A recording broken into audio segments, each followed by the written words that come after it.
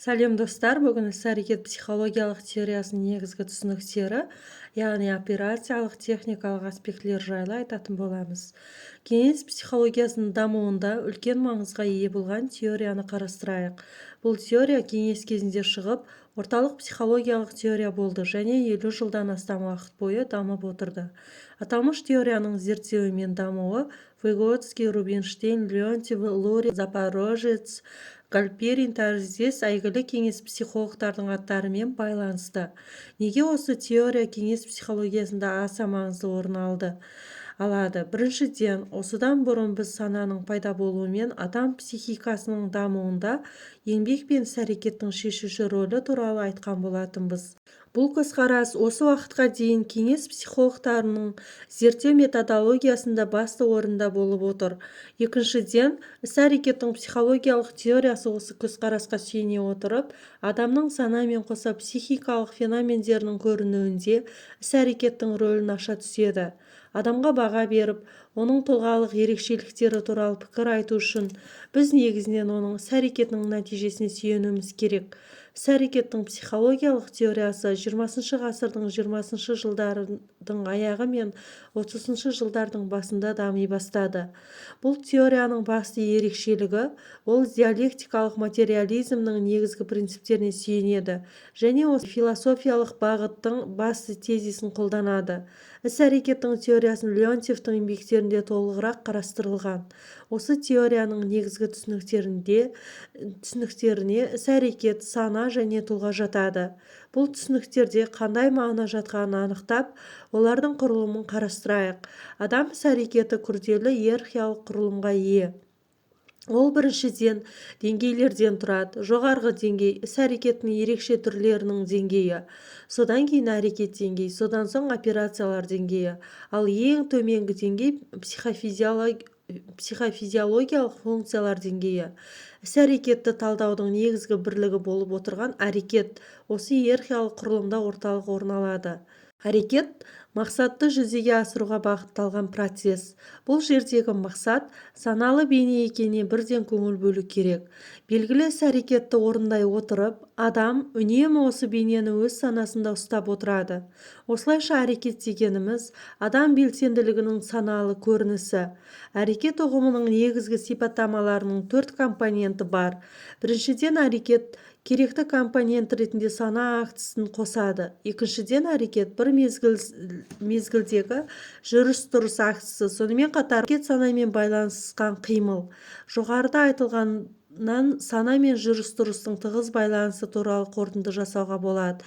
Үшіншіден, іс-әрекеттің психологиялық теориясы әрекет түсінігі арқылы реактивті принципті қарсы қойып, белсенділік принципін енгізеді. Белсенділік пен реактивтік ұғымдарының айырмашылығы неде?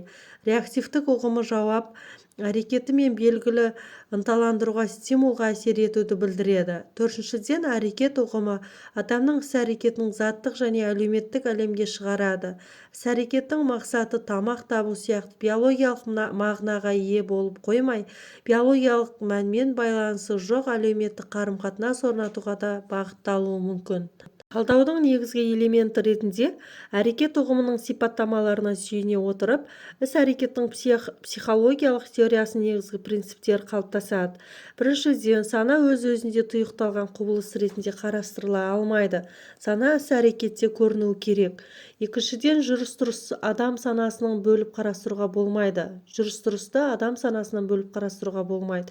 Үшіншіден, іс-әрекет бұл белсенді белгілі мақсатқа бағытталған процесс. Сана мен жүріс-тұрыс арасында байланыс принципі. Төртіншіден, адам іс-әрекеті заттық болып келеді. Олардың мақсаты әлеуметтік сипатқа ие. Адам әрекетінің заттылығы және оның әлеуметтік негіздемесінің принципі. Әрекет дегеніміз бұл өте ұсақ құрамалардан тұратын күрделі элемент. Осындай жағдай әрбір әрекеттің мақсатқа негізделгенімен түсіндіріледі. Адамның мақсаты әр қырлы ғана емес, сонымен қатар көп масштабты болып келеді. ірі мақсаттар бар, олар өз алдына ұсақ мақсаттарға бөлінеді. Енді әрбір әрекет әртүрлі жолмен орындалатынына көңіл аудару керек, яғни әртүрлі тәсілдермен орындалады. Әрекетті орындау тәсілі операция деп аталады. Әрекетті орындау тәсілі жағдайларға байланысты болады. Әртүрлі жағдайларда бір мақсатқа жету үшін әртүрлі операциялар қолданылуы мүмкін.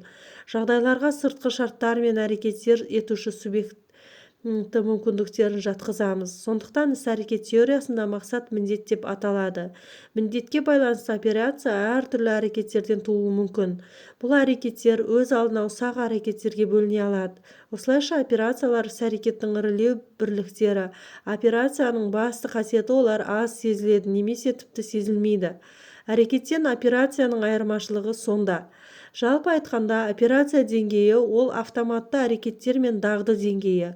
Дағды түсінігіне орындау барысында пайда болатын саналы іс-әрекеттің автоматтандырылған компоненттерін жатқызамыз. Басынан бастап автоматтандырылған әрекеттерге қарағанда, мысалы рефлекторлық қимылдар, ұзақ жаттығулар арасында дағды болады.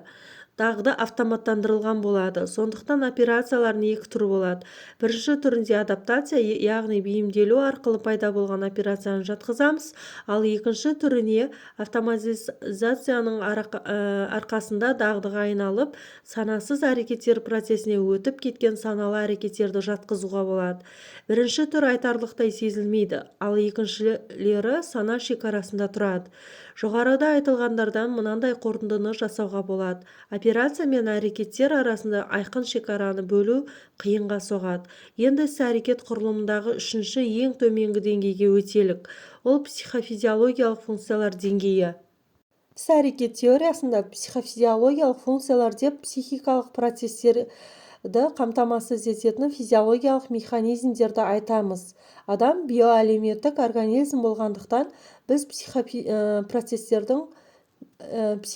процестердің өтуін психикалық процестердің іске асу мүмкіндігімен қамтамасыз ететін физиологиялық процестер деңгейлерін бөліп қарастыра алмаймыз.